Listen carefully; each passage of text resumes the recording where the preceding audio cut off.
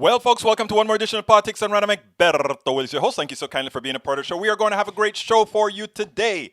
For those of you who missed the our end of year Zoom chat, we're going to have that. It's already on YouTube. I'm going to go ahead and write a little quick blog for it on politicsandright.com and place that there. But we had a great time with a lot of you. I got to see your faces for the very first time. Great seeing everybody. Thank you so kindly for having been out there. We had a good time. We had some good conversation. I learned a lot as usual. Well, you know, I'm a sponge. I will always learn, figure out what people are doing, where they're coming from, etc., etc., etc. So thank you so kindly for having been there. We had a good time. Anyhow, folks, we're going to have a good show for you today. We are back again. Oh, you know, there you go. Brige is always ready. Brige is on the money. Thank you very much, Brige, for going ahead and putting that out there. I think that's I imagine that is the link to the thing. Anyway, we had a great time, and again, we had people from all strides coming out. It was very, very, very good. Anyhow, we are going to do that a little bit more frequently. I hope we had about, at the high, I think we had about 17 people that came on. As we get more, as people get more comfortable, I expect to see a whole lot more.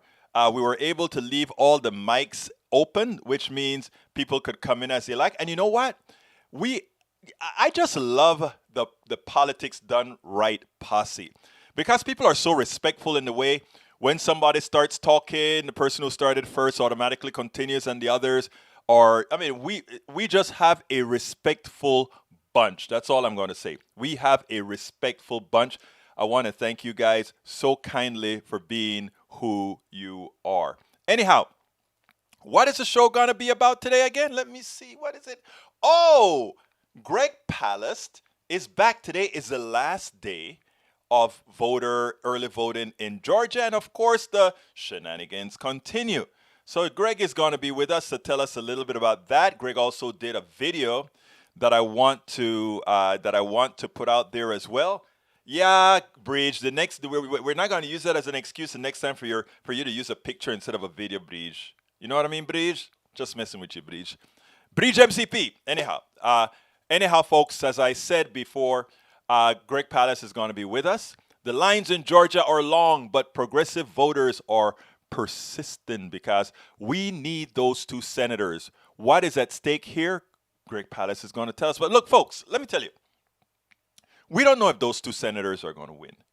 But what we do know is that we don't know yet, and that we can make it happen. We have to be on those folks in Georgia. We got to be calling friends up and say, hey, get your friends and your friends of friends and friends of friends of friends and friends to go out there and vote. Because the fact that Donald Trump could pull and find 74 million people to vote in this entire election, which is equivalent to more than Hillary Clinton got more than President Obama got more. It is mind-boggling that he was able to do that, but he did it. So, Georgia, we need you so badly, Georgia. We need you guys to go out there and vote, Georgia. The country depends on you now, Georgia.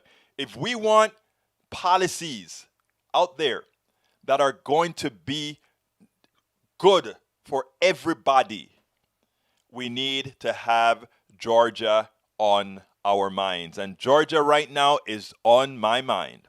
So please, Georgia, please go out there. Please go out there and vote.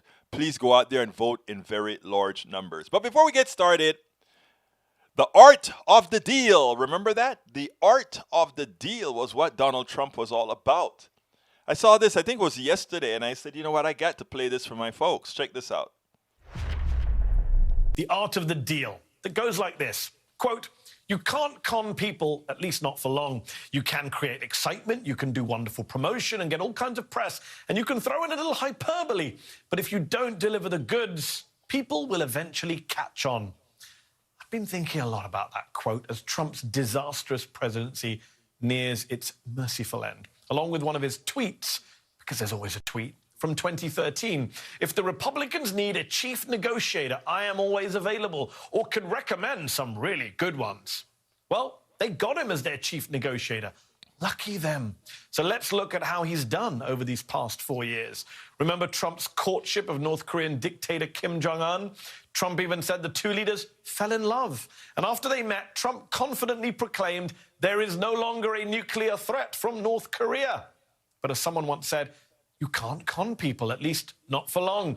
The North Korean nuclear threat never went away. In fact, Bloomberg reported yesterday that Kim Jong-un's nuclear weapons got more dangerous under Trump. Okay, so maybe he failed abroad, but what about at home? Remember this? We'll be terminating Obamacare, and we'll be replacing it with so many different options. But you'll have great health care at a fraction of the cost. Sounds great. I don't seem to remember that magical plan ever appearing, though, in actual reality. House Republicans did partially repeal Obamacare without replacing it. And Trump held a big party in the Rose Garden to celebrate. Art of the deal. But even that half measure failed, thanks in part to a thumbs down from John McCain in the Senate. And despite presumably having been at least dimly aware of the wrenching debate over the initial passage of Obamacare, Trump in 2017 claimed that, quote, nobody knew that healthcare could be so complicated. Yeah, we knew. Which brings us to the new COVID relief bill. Trump sat out the negotiations over the bill, then intimated after a deal was finally reached that he would veto it, before heading to Florida to spend the weekend tweeting and golfing as millions of Americans suffered. Senator Lindsey Graham had to convince Trump to sign the bill in between drives. Hit a shot, take a phone call. Hit a shot, talk about what's a good deal, Graham said. Trump ultimately signed the bill and got nothing out of his tantrum. The bill didn't change. All Trump did was create headaches for his party by belatedly backing a Democratic demand for $2,000 direct payments. Trump forcing sycophants like Louis Gohmert to choose between their right-wing ideology and their loyalty to the president. Gohmert opposed the $2,000 payments yesterday, which raises the question, Congressman, why don't you support the president you're so desperate to keep in office? Look, Donald Trump has had 4 years to prove himself the ultimate deal maker. What he has proven instead is the truth of a line from his own book that almost certainly came from his ghostwriter. If you don't deliver the goods, people will eventually catch on. If you don't deliver the goods, people will eventually catch on. Well, at least 81 million people did catch on and made sure that Donald Trump did not continue his conning behavior. The 74 million, let's make them our friends. Let's engage them. Let's talk to them. I know some of you find that difficult to do. That's okay. I am willing to do it. And let's get a few others who are willing to do it. Let's have a little talk with them. Anyhow, folks, welcome aboard Dara Lissinger. Welcome aboard Sharon McMillan. Welcome aboard Brian MCP, Tom Hines. Welcome aboard Joe Kissinger. Welcome Linda Joe Kissinger. Welcome aboard everybody. Deborah John, welcome aboard. Thank you guys so kindly for being here. Hey, I want to talk to Tom Hines. Tom Hines says, I am so tired of folks voting against their own interests. And you know what I like about a lot of the youngsters that are running for Congress? They are to the point, they are media savvy, and they know what they're doing. I ran across this article in Daily Kos that I want you guys to take a look at. This article in Daily Kos reveals or talks about what Asaf did to Fox News. You have got to see this. You have got to listen to this. Let's go ahead and play this, and then we'll take it on the other side.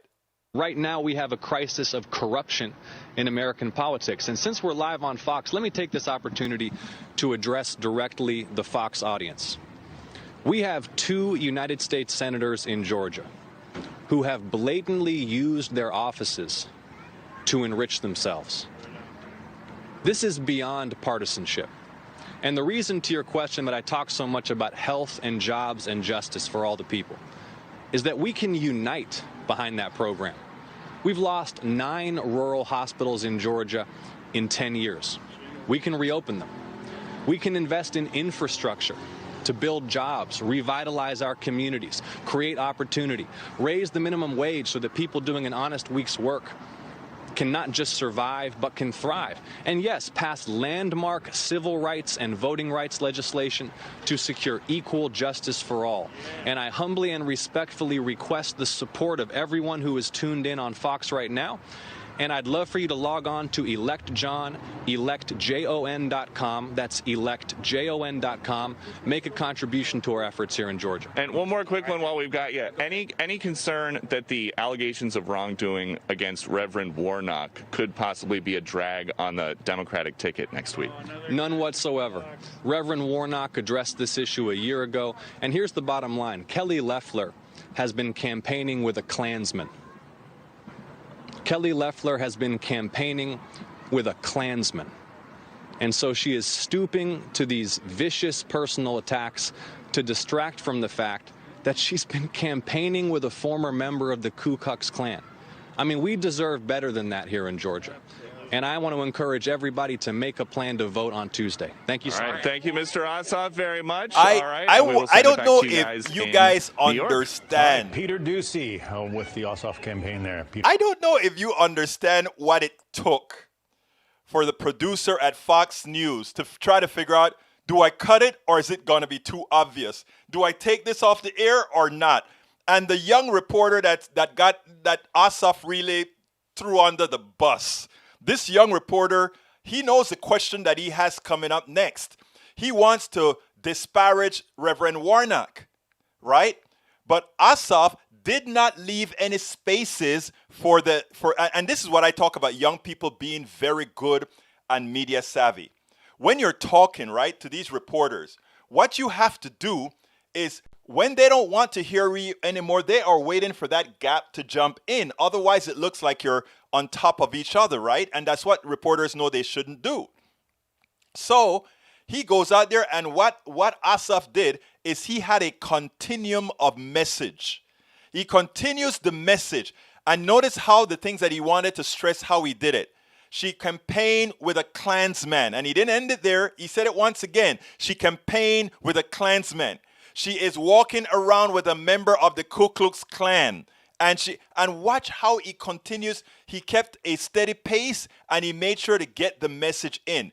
These two people are profiting from COVID. I mean, Ossoff is great in the way he used the live Fox News. Again, this was live. So he did it live on air so the entire audience got a chance to see it. And then now, of course, it goes viral because it's on Daily Kos and it's everywhere else. This is how we as progressive, or those who are progressive Democrats, are supposed to do it. They are supposed to know how to hit, and they're supposed to know how to continue to twist the hit. Ossoff gets an A+ for that one. So what I wanted to tell you, the Hines, is that you're right. These people always vote against their own interests. They vote against their own interests because of the messaging they hear from Fox News, because of the messaging they hear from their preachers, which are, in most of these preachers, and I don't say this at all, I say this knowing what I'm saying. Most of their preachers are evil because their preachers know that they're hurting their pew and they continue to do what is necessary to hurt their pew because they profit from it. So these people are not bad people. These people are confused. These people were confused by selective messaging, very well designed selective messaging by the people they trust. And what Ossoff did there is Ossoff was on their channel. And by doing this on their channel, and by doing it in the tonality that he used, it made it plausible to many of those who were listening. When he talks about bread and butter issues, think about this. 9 hospitals have been closed in Georgia. We are going to reopen them. What that 1 or 2 sentences says the following. COVID is real. You know it now. You know a lot of people with COVID, and you know you have to run to other places to get hospitalization. I am going to open those hospitals in rural areas. It won't get him all the rural votes, But for somebody who's talking about that, it's going to say who has a cousin who has COVID and had to run to the city. They may say, oh, if I vote for Asaf, I won't tell my family, I won't tell my friends, but if I vote for Asaf, our hospital may come back. All of this is, but Asaf doing this one time is not enough. The messaging has to be there. Politics done right has to be messaging. TYT has to be messaging. All my brothers and sisters that are listening right now have to be messaging. You know, at Daily Kos, when I write at Daily Kos as well. I'm a contributing editor at Daily Kos. And interestingly, right, a lot of times I would write an article, and a lot of people at Daily Kos would come back and say, we know that, or why are you writing this, or why are you saying this again? To which I answer to them and I say, I know you know that. But the people in Timbuktu may not. And it's not only you who reads the Daily Kos or these progressive sites. If somebody does a search on rural hospitals, and after I write the article for this clip that I'm going to take out, I am going to write about rural hospitals, and I'll put that as a key as well. And the next time somebody searches for rural hospitals, they won't only pick up Fox News saying the rural hospitals are not really necessary, or Obamacare doesn't really close the rural hospital. They will also get my Daily Kos article, my EgbertoWillies.com article, my PoliticsDoneRight.com article that says rural hospitals will be maintained if you go and vote for people who are willing to do it. Democrats. And a lot of people are going to do it. They may not tell you they are going to do it, but a lot of people will do it. That is what I'm talking about messaging. I'm going to skip the next Greg Palast for a bit to tell you something that I had in my that I wanted to talk to you guys about, because I put the third thing I said, progressives need to speak the English of Joe Blow if they are going to gain the following of more people. What do I mean by that? I want you to check this out. I've been watching MSNBC all morning. And guess what I've been hearing a lot about? Food insecurity. Food insecurity. Most of us progressives, we understand food insecurity. We understand income inequality. We understand wealth disparity. And I talk about that a lot. But we need to migrate those words. We need to tell people, those of you who are starving in the rural area, we're going to fix that for you. Those of you who are suffering from food insecurity, they're not feeling food insecurity. They're feeling hungry. Those of you who are at the bottom of the totem pole, those of you who are suffering from income inequality. Income inequality doesn't mean much if your income is not equal to the other person's income. It means if your income inequality is causing you to suffer. So we are going to pay you so that you can afford to live. We are going to make sure you can afford to live, because right now they're not doing that for you. So, and I have to learn that myself, right? We have to start speaking in language that a lot of these people can understand, because food insecurity sound very, very, very, very, very kind of Ivy League. Income inequality as well sound kind of Ivy League. But that you don't make enough to survive, I can get that. That you're starving, I can also get that. So let's remember those kinds of things, and when we're talking, when we're writing our issues and so forth. And also, please, brothers and sisters, when you're on Facebook, when you're on Twitter, do not fear repeating yourself. Repeat things over and over and over again. Repeat. Say the same things. You're not going to be talking to the same people. And for those that you're talking to that read it again, it'll reinforce it for them. But please, let's learn something from the right wing. And they know how to sing, repeat and sing, repeat. Anyhow, Greg Palast, my brother. Brother in California has been spending a lot of time in Georgia. And he's been finding a lot of things in Georgia. Last report from Georgia. Check this out, and then we'll take it on the other side. Didn't cut one white polling site. People were saying they were waiting an hour and a half. What happened here in Cobb County? They cut from 11 voting places during the general election down to 5 for the runoff, knowing that during the general election they had 3-hour lines with 11 places. I came here to early vote, as this is where I came to early vote for the presidential election, and then I found out this place was closed. So looks like I'll be trying to go to another location at some point. And they knew that it was going to result in long lines. And they have done nothing to help voters. They cut places knowing that they would make it harder for people to get to the polling places. But look at where they cut them, Greg. They didn't cut one white polling site. They cut all of the polling sites they cut were black and brown polling sites predominantly. Was that just an accident? No. Come on, Barbara. No, it was targeted. It's what we call targeted voter suppression. And it's wrong because they knew that it would make it harder for people to get to these sites. They knew it was going to result in long A lines. They knew this, but they did it anyway. No, I didn't hear about the closures. I imagine it will deter some people. I imagine some people probably made some plans to go early vote on a specific day like I did in the past. And that was closer during the general election that I don't know why it wasn't a part of it, but yeah, I think it is affecting a lot of people getting out here, but I think they'll still make the sacrifice because they see the importance of it.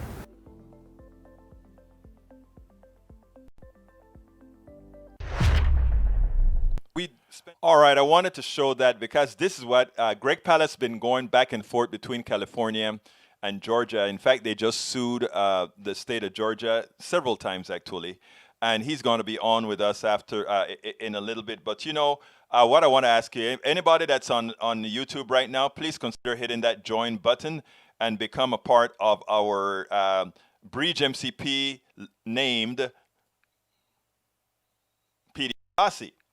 Please become a part of our PDR Posse by clicking on that join button.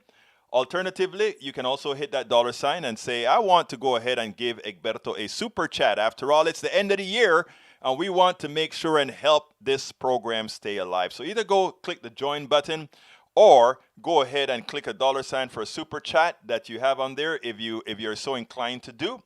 If you're not on YouTube and you want to become a part of our YouTube Posse, please be sure to go to YouTube, to politicsdoneright.com/YouTube, politicsdoneright.com/YouTube, and that will allow anybody, whether you are on YouTube Live, Periscope, or Facebook, or Twitch, to go ahead and click on that link, politicsdoneright.com/YouTube, and you can become a part of our YouTube Posse. Alternative, become a Patreon. Become a patron by going to politicsdoneright.com/Patreon. That's politicsdoneright.com/PATREON. And of course, we all of us who do this kind of work, we do accept PayPal. So go to politicsdoneright.com/PayPal, politicsdoneright.com/PayPal. You see that book on the screen? It's worth it. How to talk to your right-wing relatives, friends, and neighbors. Please consider getting my book. You can get it at Amazon. Here is the link to get the book at Amazon. It's worth it. A lot of people like it. I got some great kudos, even on our chat last night. So thank you so kindly. I just love you guys. Thank you for those kudos that you gave last night on the book. Hey, Bridge MCP, thank you for that super chat. Bridge MCP just gave us a super chat. Lovely. Thank you so kindly. Likewise, Facebook suspended you, J.A. Gonzalez. Well, come on. We love you anywhere you get to us. We love you. No problem, my brother.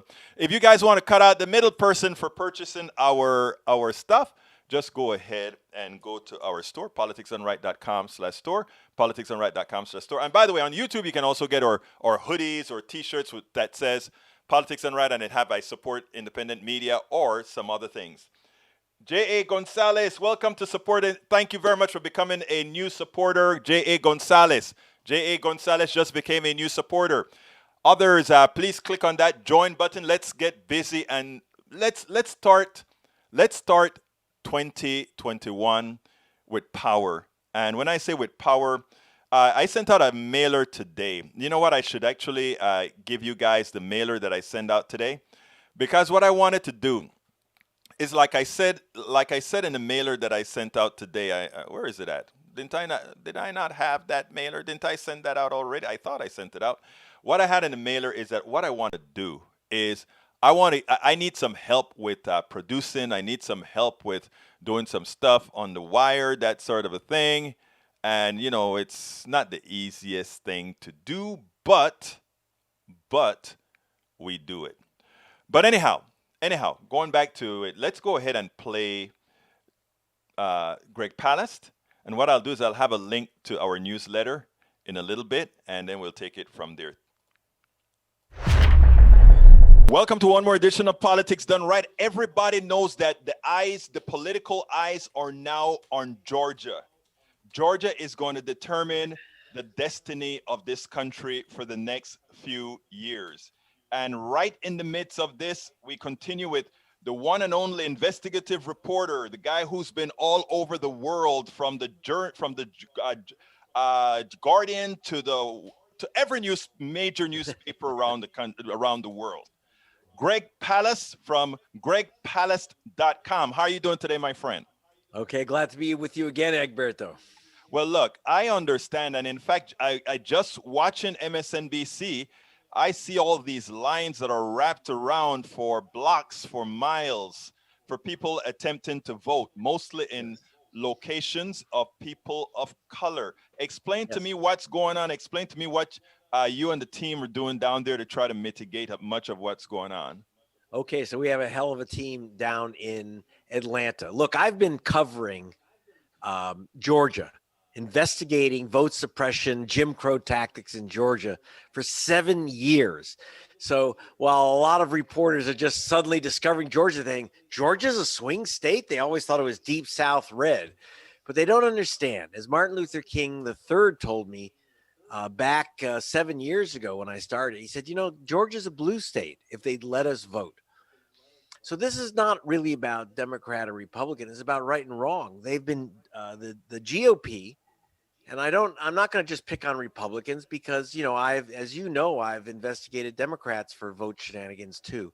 But in Georgia, it is the Republican Party and its officials which have used all these brand new sophisticated Jim Crow tactics to remove voters. In particular, one of the things that I'm involved with in the Palast Investigative Fund, if you go to gregpalast.com, you'll check it out, is that I worked with, first of all, I found out that the state had removed 1/3 people from the voter rolls before this election, before the general.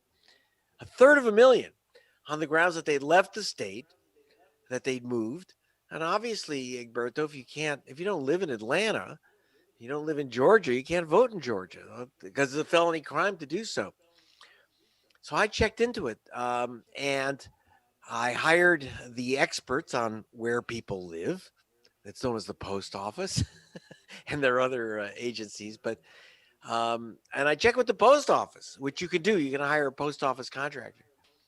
And the post office said 198,351 people, almost 200,000 people, never moved from Atlanta or Georgia, but they're removed from the voter rolls anyway. And this included Martin Luther King's 92-year-old cousin. I was there at the polls when she was thrown out. Also, we have Mr. Diaz and Mr. Watson. We have Ashley Jones. We have a bunch of people. And overwhelmingly, interestingly, these are voters of color. Now, there's some white people, but they tend to be young white students, including, by the way, my daughter, who is a voter in Savannah. So what's going on here? This is hidden from the public eye, while the mainstream press is weirdly praising the voting officials of Georgia, saying, "Oh, they stood up to Trump." No, they didn't. Biden didn't win by 12,000 votes. He won by over 112,000 votes. They didn't allow people to vote. They just couldn't steal enough to steal it for Trump. But now we're into a dual U.S. Senate runoff, which will determine the fate of which party controls the U.S. Senate. Whoever wins this race controls the U.S. Senate. Everything's on the line. And so with Black Voters Matter, the Reverend Jesse Jackson's organization, Rainbow Push, with the Southwest Voter Registration Education Project, which is like the big frontline Hispanic organization, they've sued in federal court based on my findings, a report I did, in fact, released by the ACLU of Georgia. And based on those findings, they've sued in federal court to return these people to the voter rolls. Now, the good news is that there will be a trial to get these people back on the voter rolls. The bad news is that the judge turned down our demand to return them to voter rolls before this election on January 5. And he did so, and I'm going to be very blunt, something I'm going to say is very unusual. He did so because the state lied. They went into a federal court and they lied to a federal judge. They wrote letters to a federal judge which are a lie. What's the lie? When we found out that, I didn't just guess that 198,351 people had been wrongly removed. I have all their names and addresses. They're still there. I go to their homes. They're still there. And so we checked with the post office. So the state lied and said they checked with the post office. Because you have to understand, checking with the post office if someone moved, it's just common sense, Berto. But it's more than common sense. It's federal law. The federal law says you have to check with the post office before you take away someone's vote on the grounds that they've left, that they've moved. So that's what... so we sued, but we couldn't get the injunction because they lied. They said, "Oh, we did check with the post office." Now we'll bust the lie, but not till the trial. Now, shouldn't somebody have to go to jail for actually lying to the court? I would hope so. Remember, right now, that's unlikely because we don't have a Justice Department. We have an Injustice Department. And I'm hoping that will change with Biden. Don't count on it. The Democratic Party has not been strong on voter protection, and I'm going to be very blunt about it. Why is that? It's when they claim that. Well, that's a very interesting question, and I'm asked that all the time. Well, where are the Democrats? And I won't say that they've completely disappeared because in Georgia, the clear leader of the Democratic Party is Stacey Abrams. So in the case of Georgia, it's very different. But in 49 other states, you have very little interest of the Democratic Party in protecting voter registration. Well, let me stop you a second, Greg. I drew at one of your press conferences, I drew the ire of one of the leaders of an organization because I said, why do we go through this every 2 years? In other words, why are the voting machines, do we wait? And I don't know if that's the case, but it seems to me from my vantage point that every year we see the lines. How comes during the rest of the year, we're not saying, make sure those voting machines are there. We're waiting, we're watching to ensure that we don't, at the end of the day, when everything is already calculated where machines are going to be, that occurs. Am I missing something here? Well, look, I don't want to say that the Democratic Party has been completely out to lunch on this because, for example, there was an attempt by a right-wing organization called True the Vote to remove, are you ready for this? 300,000 voters from the voter rolls, challenging them. Georgia has this weird law in which anyone can challenge anyone else's vote and say they shouldn't be allowed to vote. That's leftover Jim Crow racist stuff. But so it hasn't been used until recently, until this month, when True the Vote challenged 300,000 voters. And I will say that a Democratic Party organization did go to court. Yes, at 198,351, they said it moved from their addresses, and I went to their addresses. They're at home. We got a Mr. Diaz. He says, I've been living in this house for 13, 14 years. I filmed them. And then here's what happened. We took these people's names. The judge in the federal case that we filed to put these people back on says, well, because the state was making phony noises that they would meet with us and work things out. Because even the judge recognized that the state's list of people that they'd stopped from voting was a phony. He recognized it, as he called it, discrepancies. Well, discrepancies, about 200,000 discrepancies.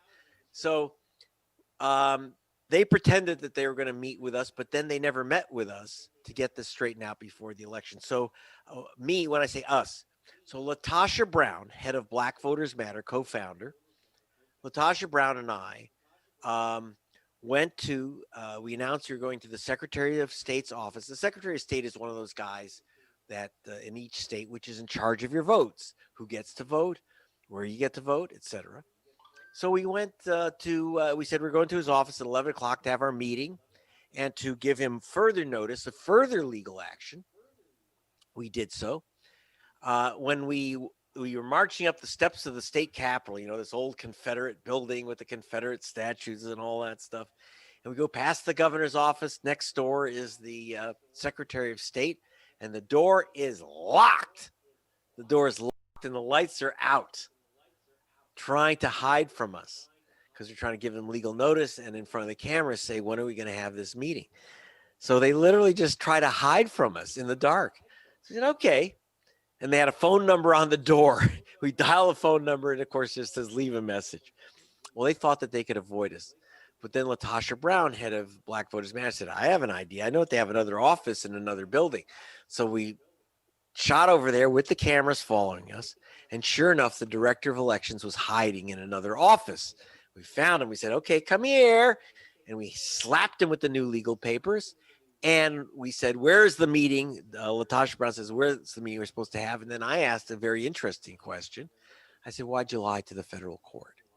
Why did you lie to a court and say that you checked with the post office that these people had moved when you hadn't? Do you want to put their names back on? I gave them the names of the people I just talked to. In fact, that morning, there was a Mr. Samuel. I just spoke to that morning. He said, I haven't moved in 20 years. Again, Mr. Diaz, Martin Luther King's cousin, all these people. I said, do you want to put him back on the voter rolls? He says, well, we'll take a look at it. What do you mean that you'll take a look at it? They haven't moved. They haven't moved. They're legal voters. Why won't you let them vote? Let these people vote. So look, if the election margin ends up with the Democrats down by 200,000, again, I'm not saying that the Democrats should win.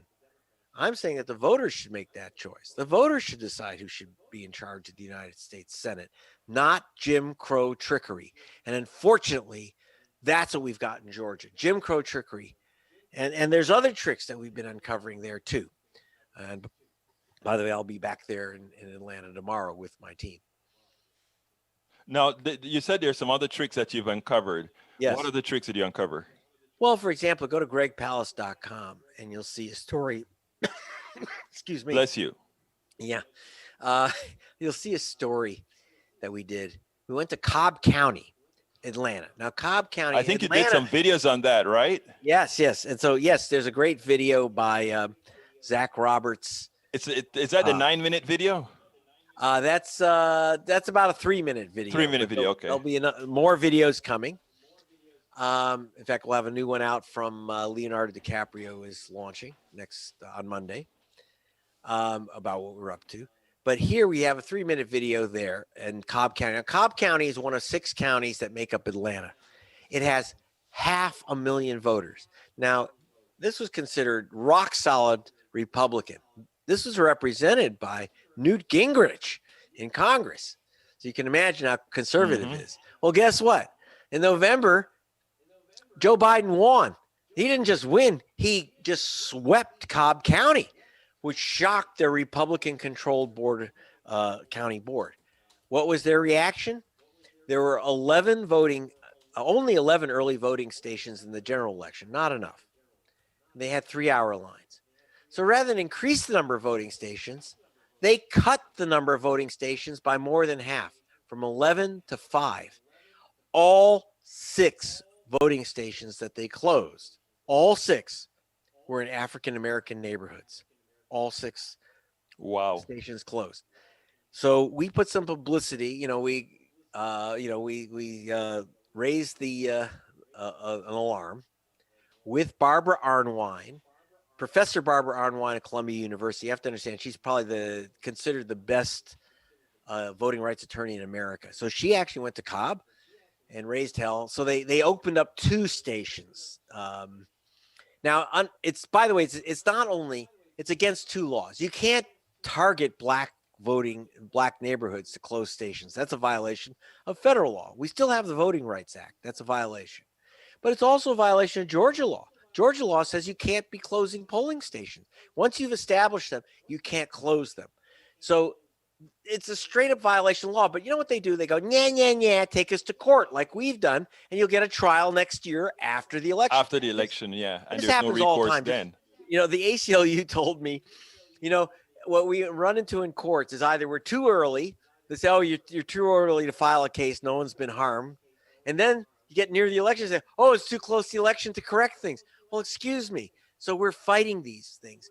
But part of the good thing about the fight, Egberto, is that it makes people aware of how important their vote are. One thing that Stacey Abrams proved. The Democratic Party, you have to understand, when you ask why is the Democratic Party reticent about taking on what we call vote suppression, that is not allowing people of color to vote. And part of it is there was a theory that it seized the party, that if you talk about stealing your vote, that people would say, well, they're going to steal my vote, so why should I bother voting? Right. That's not what happens. What Stacey Abrams proved in Georgia is that if you make it issue number one that they're stealing your vote, people say, you're not going to steal my vote. I'm going to go vote. So with Stacey Abrams pounding on the issue, and Latasha Brown of Black Voters Matter, and of course, Greg Palast and the Palast Investigative Fund saying your vote is in jeopardy, it's actually ended up with record turnouts in 18 and in November. And now this is a runoff. You know, this is a runoff. Normally people don't vote in runoffs. These lines are hours and hours long. I mean, it's horrible that it's hours, but it's also exciting. There's a sense of excitement that people are like participating in something powerful. And they're saying, look, if I can't, and those who lost their vote are going to make sure that 5 people vote in their place. So it's really exciting. That the energy down there is quite amazing. And because people are saying, think about it, Egberto. If someone steals your car, you don't throw them the keys and say, oh, what the hell? I might as well just give you the keys. Right. No, thief. In fact, that's why I don't use the term vote suppression very much. Because it's vote thievery. If your car, right. You don't say my car has been suppressed. It's been stolen. So one of the things, so it's been very exciting to see the people's reaction to this mass vote suppression. And we also had a lot of people help out. We had a big giant electronic billboard, 20 by 40 feet wide. It was amazing over Atlanta, saying, check your registration with the image of Rosario Dawson up there. So at least people will, oh, there's Rosario. Then they see, check your registration. Now, what are you going to Atlanta tomorrow for? I mean, today is the last day of early vote in Atlanta, yes. in Georgia. Yes, so today's the last day of early voting. Right. And my team is down there. We have a team of 12 people in Georgia already. I took a break to come home to my family for the holiday, but I have a team down there following the early voting today. Now, isn't it interesting? Why would early voting today end today in Georgia when the election is Tuesday? Now, other states that have early voting, it continues up to election day. Right. I mean, what's the problem? The answer is they're not having any polling, any early voting this weekend. Why? Because the Sunday before elections is traditionally the day when African Americans and Hispanic voters vote. That's souls to the poll, right? It's called souls to the polls. And the reason is that a lot of lower income people don't have cars. Right. And so they go in caravans with a lot of different people in the church bus going from church. So Hispanic and Black voters go after church as a group. And even I've been in Dayton where people stand in line in freezing cold for 5-6 hours. But souls to the polls is a very important tradition, usually with a church dinner. And so they said, well, we can't have that. We can't have a whole bunch of Black people jamming the polls on the Sunday before the election. So there's a GOP plan. And look, I have no problem if they win an election. If they win this election, that's democracy. If it's fair and square. Yeah, but don't say, well, what we'll do is we'll eliminate the day when Black people vote. We'll take them off the voter rolls and say that they've left Georgia. We will close the voting stations in Black neighborhoods. Come on. How about you? Hey, can I give a bit of advice to the Republican Party? I'm nonpartisan, but I'll give advice.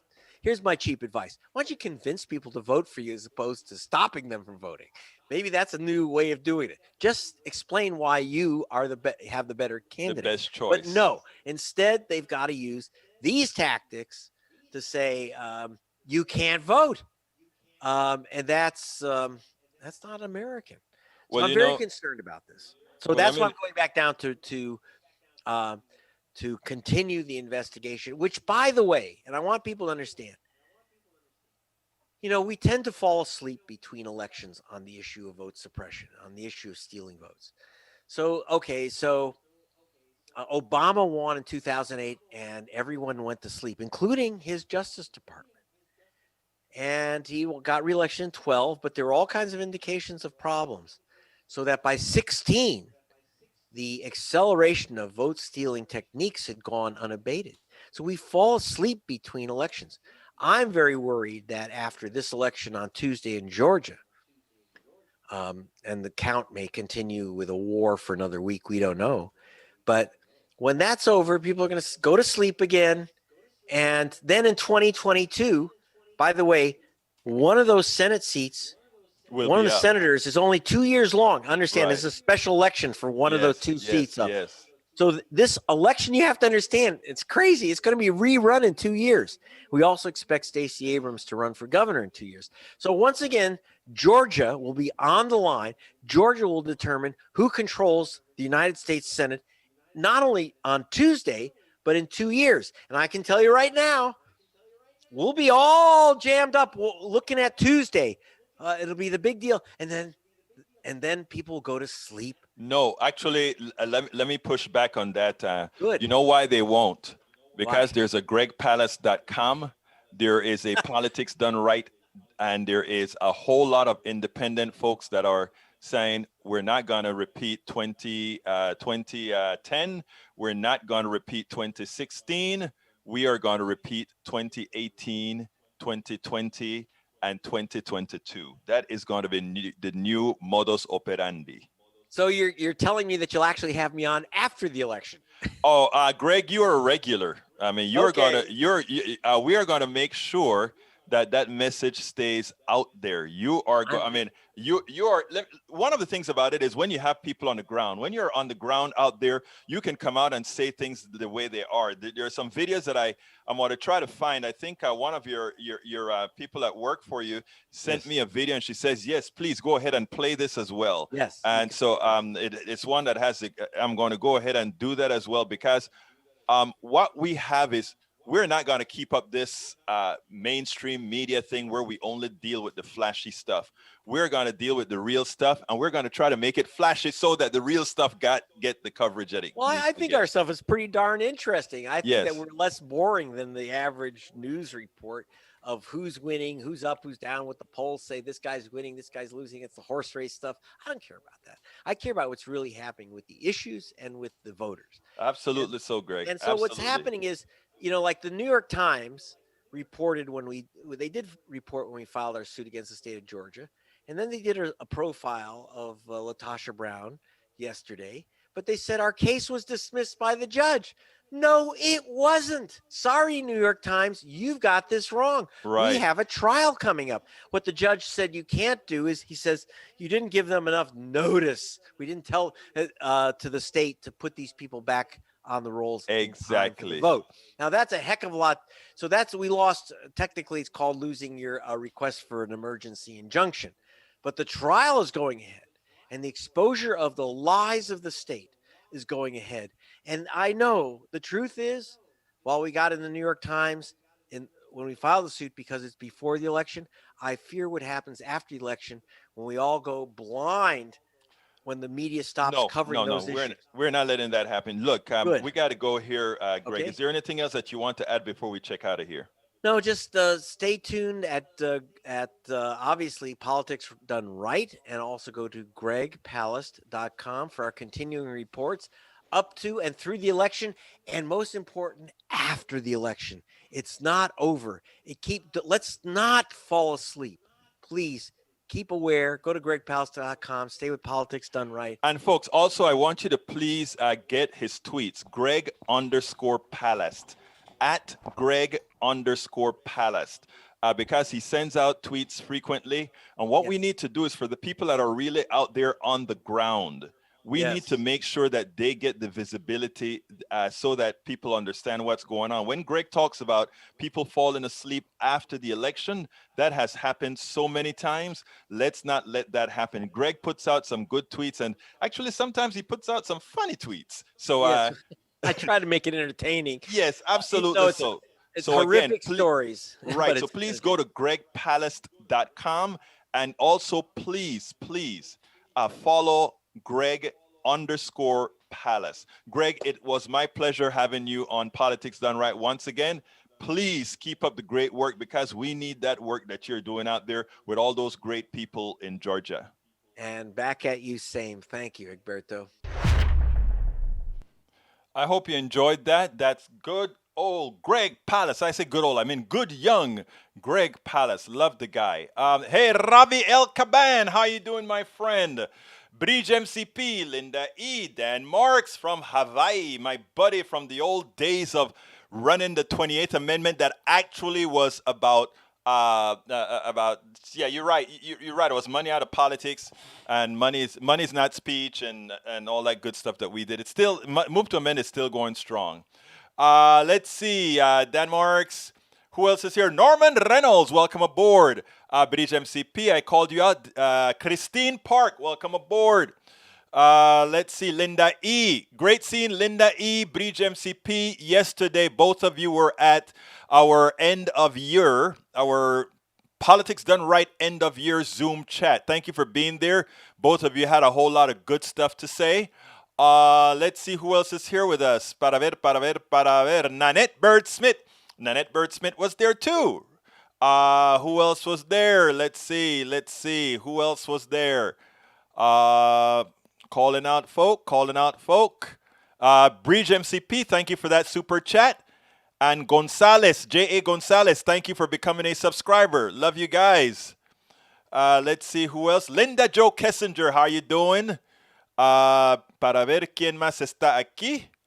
Okay, if I miss you, just send me an email to the bottom of the thing. Sharon McMillan, welcome aboard. Daryl Leesinger, welcome aboard. Tom Hines, welcome aboard. Actually, Tom Hines, I used you to kind of segue into that Daily Coast piece. Thank you for that comment that you made. It brought that in. It's one thing that I wanted to play anyway, and you made it.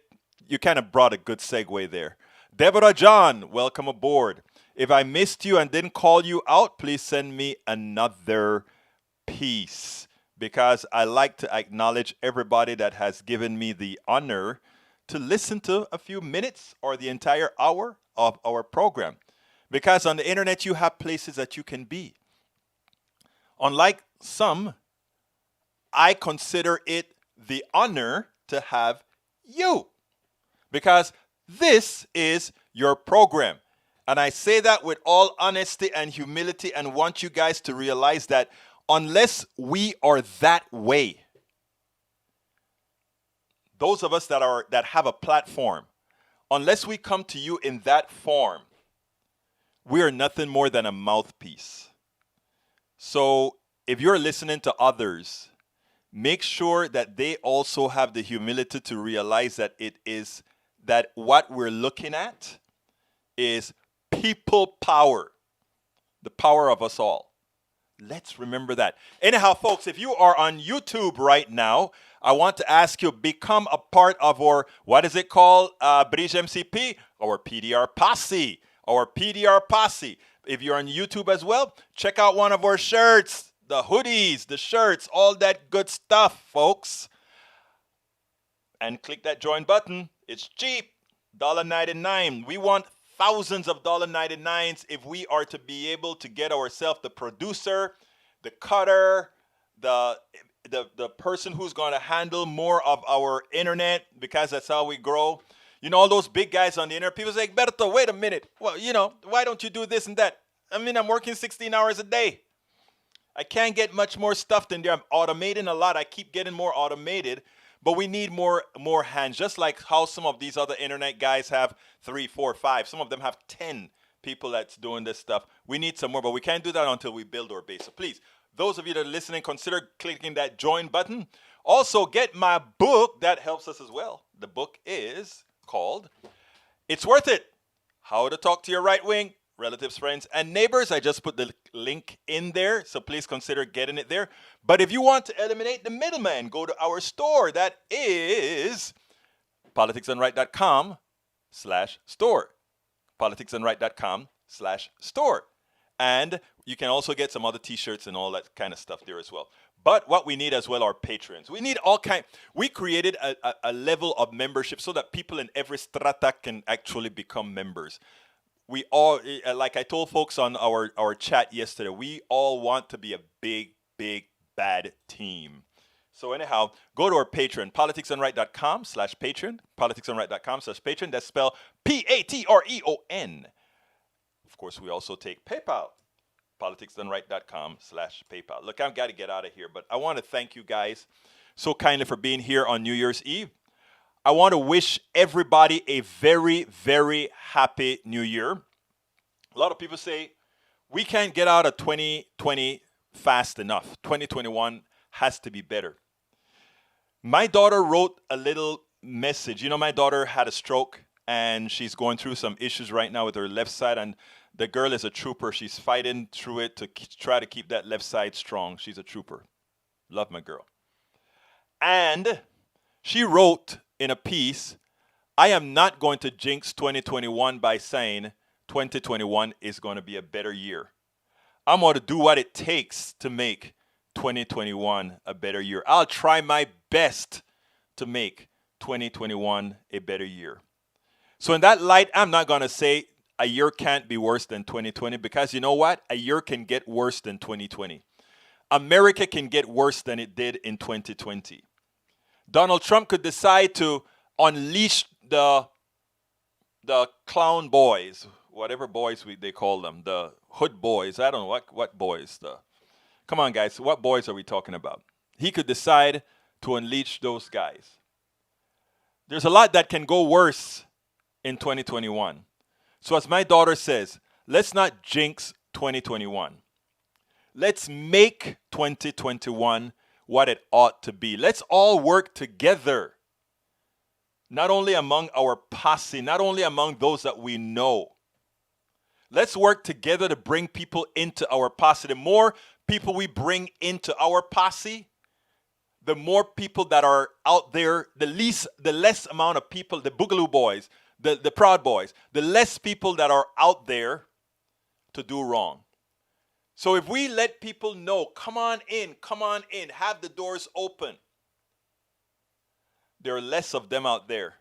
And as they, something, peer pressure is a strong thing.